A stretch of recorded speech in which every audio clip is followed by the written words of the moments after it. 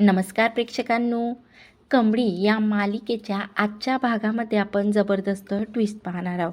इकडे मालिकेमध्ये आता तुम्ही सर्वांनी प्रोमोमध्ये तर बघितलंच असणार की कशा प्रकारे आता स्वतः नयनतारा हे सर्व काही अन्नपूर्णाच्या घरी काय चालू आहे आणि कशा प्रकारे प्रॉपर्टी आता स्वतः जर अन्नपूर्णाची मोठी नात नाही पोचली तर आता स्वतः अन्नपूर्णा त्या अनिकाच्या नावावरती करणार आहे हे स्वतः आता बोलता बोलता नयनतारा गौरीला सांगते की नेमकं काय होते आता, की अशी गौरी आता नेमका काय निर्णय घेणार आहे आणि नयनतारा खरंच तिची काही मदत करणार आहे का. खरंच आता कमळी अचानक स्वतःला राजन महाजनांची मुलगी का म्हणून घेते हे सर्व आपण या व्हिडिओद्वारे पाहणार आहोत. म्हणून प्रेक्षकांनो व्हिडिओ शेवटपर्यंत पहा आणि आवडल्यास लाईक आणि सबस्क्राईब करून जा. तर इकडे मात्र आता कामिनी, रागिनी आणि अनिका खूप खुश असतात. कारण आता त्यांना असं वाटते की आज रात्री 12 वाजेपर्यंत जर अन्नपूर्णाची मोठी नात आली नाही तर सर्व प्रॉपर्टी त्यांची होऊन जाईल. तर आता लगेच लगेच कामिनी बोलते की रागिनी चल, आता आखरी वेळ आपण ना त्या मूर्ख म्हातारीला भेटून घेऊ. कारण आता जेव्हा ही प्रॉपर्टी आपल्या ताब्यात येणार ना तेव्हा मात्र ती इथं नसणार नाही आहे. कारण आता अनिका बोलली ना की तिला इथं ठेवायचं नाही. आता या घराच्या मालकीनं सांगितलं म्हणजे ती इथं राहणारच नाही आणि राजनसुद्धा काही करू शकणार नाही. तर आता लगेच तिथं जिथं सदानंद आजोबा आणि लगेच अन्नपूर्णा झोपलेली असते तिथं आता त्या पोहोचतात आणि लगेच ती कामिनी अन्नपूर्णा आजीला उचलते आणि बोलते, म्हातारे चल उठ, मोठी बोलली होती ना तू की 3 दिवसाच्या आत तुझी मोठी नात येणार आहे बघ, ती आली नाही आणि तुला आता वाचवायला सुद्धा कोणी येणार नाही. कारण आज संध्याकाळी 12 वाजता या प्रॉपर्टीची करता धरता मी बनणार आहे आणि हे अन्नपूर्ण निवास नसून आता कामिनी निवास या घरावरती पाठी लागणार आहे. आणि तसंच आता अन्नपूर्णाला ती उचलते आणि अन्नपूर्णा लगेच खाली पडते. तर इकडे मात्र दुसरीकडे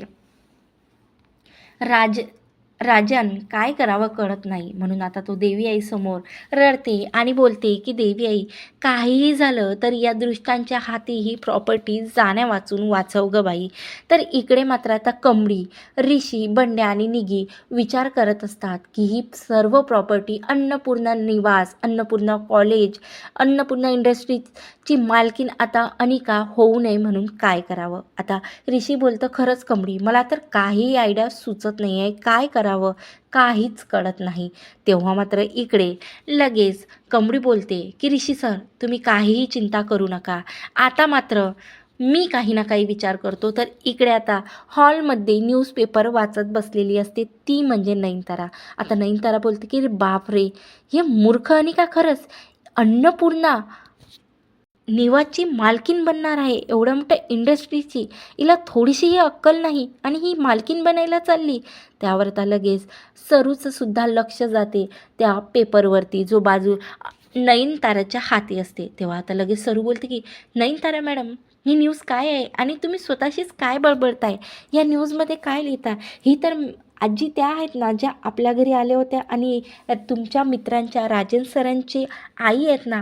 तेव्हा आता लगेच इकडे नयनतारा बोलते, हो हो साधना, हे त्याच आहे आणि आपलं फॅमिली फ्रेंड आहे, तू सुद्धा यांना ओळखत असेल, तुला माहिती आहे याच्यामध्ये काय लिहिलेलं आहे.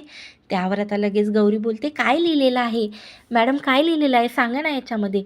तेव्हा आता लगेच बोलते की अन्नपूर्णा मॅडमनी कामिनीला शब्द दिला होता की 3 दिवसात जर त्यांची मोठी नात आणि सून या घरात आली नाही तर ही सर्व प्रॉपर्टी अनिकाच्या नावावरती जाणार आणि ती मूर्ख अनिका या सर्व प्रॉपर्टीची मालकीन बनणार.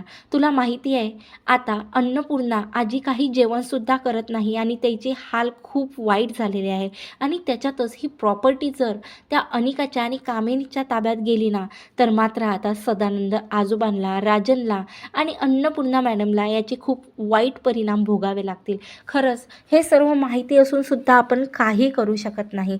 त्यावर आता लगेच हे सर्व ऐकून आता साधनाच्या डोळ्यात गरागरा अश्रू येते. त्यावर आता लगेच नयनतारा बोलते की साधना काय झालं, तू का रडतेस. अगं असं रडायचं नसतं, तुझी तब्येतसुद्धा ठीक नाही आहे ना आणि तू यांना ओळखतसुद्धा नाही आहे. फक्त आपल्या घरी एक दिवस येऊन गेले तुझ्यासमोर आणि तेवढ्यातच तू यांच्यासाठी रडायलासुद्धा लागली. तेव्हा आता लगेच सरू इकडे विचार करत असते मनात की खरंच नयनतारा मॅडमची या सर्वांमध्ये मदत घ्यावी का. तर आता मात्र रणरागिणी बनत लगेच सरू बोलते की मॅडम मला तुमच्याशी काही बोलायचं आहे. त्यावर आता नयनतारा बोलते बोल ना, काय बोलायचं आहे तुला. तेव्हा आता लगेच गौरी बोलते की मॅडम तुम्हाला एक सांगू, तुम्ही मला वचन द्या की मी जे काही सांगते त्याच्यात तुम्ही माझी मदत करणार. त्यावर आता लगेच नयनतारा बोलते की साधना, तुला आम्ही कधी परकं समजलंय का. अगं तू नव्हती तर आम्ही किती तुझी चिंता करत होतो तुला माहिती आहे का. निसंकोचपणे सांग, काहीही संकोच तू मनात धरू नको. त्यावर आता लगेच साधना बोलते की मॅडम माझ्या डोळ्यात यांच्यासाठी एक वेळ भेटली म्हणून अश्रू नाही आले. माझी आणि यांची 7 जन्माची गाठ आहे. त्यावर आता नयनतारा लगेच उभी राहते आणि बोलते काय बोलते सरू. त्यावर आता लगेच इकडे सरू बोलते हो मॅडम, ज्या अन्नपूर्णा आजी 18 वर्षापासून ज्या सुनेला शोधत होत्या ती मीच आहे, गौरी राजन महाजन. तेव्हा मात्र आता नयनतारा चकित होते आणि बोलते की काय बोलते आणि तुझी मुलगी कुठं आहे आणि तू असं मेडचं काम का करतेस. मी तुला अगोदर विचारलं होतं ना, तू इथं कशासाठी आली, तू मला काहीही सांगितलं नाही. बरं जाऊ दे, आता या सर्व प्रश्नाची उत्तरे तू मला नंतर दे, कारण आता ठीक 12 वाजेपर्यंत आपण तिथं नाही पोचलो तर त्या बाईच्या सर्व प्रॉपर्टी त्या मूर्ख अनिकाच्या नावावरती होणार. आताच्या आता तू चल आणि तुझी मोठी मुलगी कुठे आहे, कारण आपल्याला तिलासुद्धा घेऊन जावं लागणार. तेव्हा आता लगेच सरू रूममध्ये जाते आणि कमळीचा फोटो आणते आणि लगेच तो फोटो आता नयनताराच्या हाती देते. तेव्हा नयनताराला बोलते की हीच माझी मुलगी आहे नयनतारा मॅडम आणि हिलाच मी शोधत आहे. पण मला हिला शोधायचं आहे, कारण कामिनी जोपर्यंत हिच्यापर्यंत पोहोचणार त्याच्या अगोदर मला इथून तिला कुठून तरी दूर घेऊन जायचं आहे, कुठंतरी दूर घेऊन जायचं आहे. त्यावर आता नयनतारा बोलते गौरी तू असा विचार करू नको, तू स्वतःचा विचार करू नको, तू राजन, अन्नपूर्णा मॅडम, सदानंद आजोबांचा विचार कर. तू विचार कर की त्या अनिका आणि कामिनीच्या हाती आता काहीही सत्ता नसून ते एवढं सर्व करू शकतात, तर ही जेव्हा प्रॉपर्टी त्यांच्या नावावरती होणार तेव्हा त्या काय काय करू शकतात. आता ही तुझी मुलगी आहे कमळी, मी ओळखते. आताच्या आता तू माझ्यासोबत चाल, आपण आत्ताच कमळीला घेऊन सरळ अन्नपूर्णा निवासमध्ये जाऊ. तर इकडे मात्र आता लगेच कामिनी आणि रागिनी मात्र आता अन्नपूर्णा आजीला त्रास देत असतात. तर आता लगेच कामिनी बोलते ए रागिनी चल आता त्या गौरीचे जे काही या म्हातारीच्या रूममध्ये फोटोज आहेत ना ते फोटो काढ आणि त्याची चिता आपण पेटू. आता याच्यानंतर मात्र आपल्याला कोणीही अडवू शकणार नाही, कारण हे राज्य फक्त कामिनीचं असणार.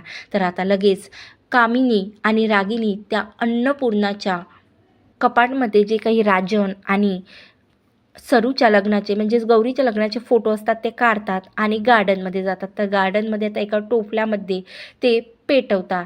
तर इकडे मात्र दुसरीकडे आता नयनतारा चक्क गौरीला घेऊन आता कमळीच्या हॉस्टेलवरती पोचते. तर आता तिथं पोचल्यावरती तिला कळतं की कमळी ही कॅन्टीनमध्ये आहे. तर आता लगेच ह्या दोघीजणी कॅन्टीनमध्ये जातात. लगेच आता नयनतारा उतरून सरूला बोलते की तू इथंच बस, मी कमळीला घेऊन येते. तर आता लगेच ती कॅन्टीनमध्ये गेल्यावर ती ऋषी बोलतो की आई तू इथं काय करते आणि मला कॉल करायचा होता ना, काही अर्जंट काम असलं तर मी आलो असतो ना. तेव्हा आता लगेच नयनतारा बोलते ऋषी सत्या मी जे काही तुम्हा चौघांना सांगते तुम्ही शांतपूर्वक ऐका. तुम्हाला माहिती आहे आपल्या घरी ज्या साधना मावशी होत्या ना, कमळी तुलाही माहिती असणार. त्यावर आता कमळी बोलते हो मॅडम माहिती आहे मला, ऋषी सरांच्या तोंडून ऐकलं आहे. ती साधना मावशी म्हणजेच तुझी आई आहे आणि तू दुसरी तिसरी कोणी नसून चक्क अन्नपूर्णा निवासची मालकीण आहे. त्यावर आता ऋषी बोलतो आई काय बोलते तू, साधना मावशी म्हणजे कमळीची आई, हे तुला कोणी सांगितलं. त्यावर आता लगेच इकडे नयनतारा बोलते की मला स्वतः गौरीने सांगितलेलं आहे की ती राजनची बायको आहे आणि कमळी त्यांची मुलगी आहे. त्यावर आता लगेच इकडे कमळी बोलते आई कुठं आहे, ती गाडीत आहे. तर आता चौघंसुद्धा तिकडे गाडीमध्ये जातात. तर नयनतारा बोलते की कमळी थांब, तू सध्या गौरीला काहीही विचारू नको, कारण आपलं आता अन्नपूर्णा निवासमध्ये पोचणं खूप गरजेचं आहे. तर इथे आता मायलेकीची भेट झाल्यानंतर हे चौघेही लगेच अन्नपूर्णा निवासमध्ये पोचतात. तर तिथं आता बाहेर गार्डनमध्ये रागिनी आता राजन आणि गौरीच्या लग्नाचे फोटो जाळताना त्यांना दिसतं. तर तेवढ्यातच तिथं राजनसुद्धा येते. आता राजन बोलते की काय करतेस तू? त्यावर आता इकडे रागिनी बोलते की बस झालं, आता ही सर्व प्रॉपर्टी माझ्या अनिकाच्या नावावरती होणार आहे आणि या प्रॉपर्टीच्या अंशामध्ये सुद्धा मला तुझ्या गौरीचं आणि तुझ्या मोठ्या मुलीचं नावसुद्धा पाहिजे नाही आणि त्यांचे फोटोसुद्धा पाहिजेत नाही. तर तेवढ्यातच आता तिथं सर्वजण येतात. ते म्हणजे नयनतारा रागिनीच्या समोर येते आणि बोलते की थांब रागिनी. तेवढ्यातच आता 10 हत्तीचं बळ अंगात आणत मोठी रागिनी बनत आता चक्क गौरी गाडीच्या बाहेर निघते आणि असं राजन आणि तिचे फोटो जळताना बघून मात्र आता तिथलंच एक लाकूड हातात घेते. तर आता तेवढ्यातच तिथं कामिनी येते. काय झालं? आता चक्क गौरी असं लाकूड हातात घेऊन तिला दिसते. तर तिला आता काय करावं कळत नाही, कारण आता तिला कळालेलं असतं की आता राजनसमोर सर्व काही आता ही गौरी बोलणार आहे. तेव्हा आता लगेच कामिनी नाटक सुरू करते की गौरी तू इथं आणि कुठं कुठं शोधलं नाही गं राजननं. तेव्हा आता लगेच गौरी रागिनी म्हणत बोलते की राजन थांबा, मी कुठं होते आणि का गेली हे मी तुम्हाला नंतर सांगते. अगोदर मला या कामिनी आणि रागिनीशी निपटू द्या. त्यावर आता राजनसुद्धा काही बोलत नाही आणि असं समोर गौरीला बघून मात्र त्याच्या डोळ्यातून आनंद अश्रू येतात. तेव्हा इकडे आता लगेच बोलते की कामिनी आणि रागिनी आता तुमच्या कर्माची फळं भोगण्यास तयार राहा, कारण आता ही भित्री गौरी नाही तर ही रागिनी 10 हत्तीचं बळ आलेली गौरी आता तुम्हाला भिडणार आहे. आतापर्यंत फक्त आणि फक्त तुम्ही भित्र्या गौरीशी लढाई करत आल्या, पण आता मात्र ही रागिनी आणि 10 हत्याचं बळ असलेली ही गौरी तुमच्यासमोर उभी आहे. तर अशा प्रकारे आता नयनताराच्या मदतीने मायलेकीची भेट तर झालेली असते, तर त्रिकोणी कुटुंबसुद्धा एकत्रित आलेले असते. तर खरंच प्रेक्षकांना आता हे रागिनी बनलेली गौरी आता नेमकी रागिनी आणि कामिनीला काय सजा देणार आहे? तर खरंच आता ह्या सर्व प्रॉपर्टीची खरी मालकीन तर घरामध्ये पोचलेली आहे, ती म्हणजे कमळी राजन महाजन. तर खरंच आता मालिकेमध्ये नेक्स्ट एपिसोड काय असणार आहे हे पाहणं खूप रंजक असणार आहे आपल्यासाठी. आता लवकरच हे आपण रंजक एपिसोड पाहणार आहोत माझ्या या भक्तिसागर चॅनलवर. म्हणून नवीन असाल तर नक्की लाईक आणि सबस्क्राईब करा. धन्यवाद.